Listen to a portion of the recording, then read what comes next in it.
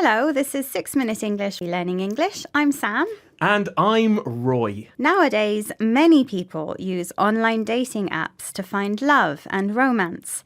This involves writing a dating profile, a short description of yourself, which you hope makes you appear attractive to other people looking for love online. Online dating started with the internet, but the idea is not new. In the days before the internet, people put dating adverts in newspapers. Because they paid a price per word, people described themselves in as few words as possible, using abbreviations like GSOH, which meant a good sense of humour.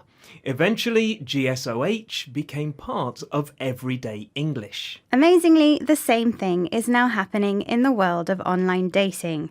In this program, we'll be learning some of the newly invented words and phrases being used by people who are looking for love on the internet. Every year, thousands of romantic relationships start through online dating apps. But as always with information found on the internet, there's a danger that someone's dating profile doesn't tell the whole truth. That's right, Roy. So my question is this. According to research, what do men tend to lie about in their dating profile? Is it A, their hair, B, their height, or C, their age? Well, most people want to appear younger, so I'll say it's C, their age. We'll find out if that's the correct answer later. The person behind the online dating research I mentioned was Dr. Nicola Fox Hamilton. She describes herself as a cyber psychologist and has interviewed both men and women about what they hide from potential online dating partners. Listen as she tells BBC Radio 4's Word of Mouth what she discovered from her interviews.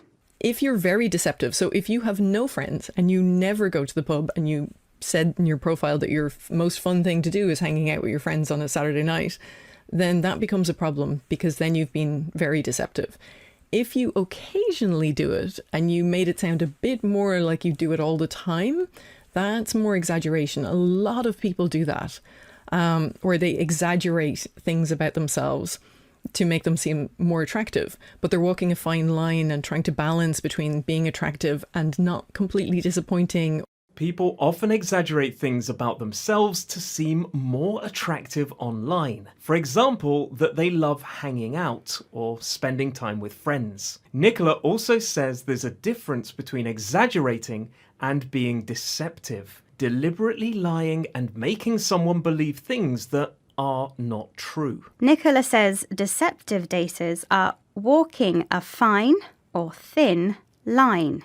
They're finding a balance between two opposing attitudes or ideas. Online dating has also created new vocabulary of its own. Here's Nicola Fox Hamilton again explaining the meaning of two new words, catfishing and wokefishing, to BBC Radio 4's Word of Mouth. Wokefishing is a version of catfishing, and catfishing is where someone creates a profile that isn't them at all. So a complex false identity, usually with the purpose of looking for or pretending to get involved in love or romance.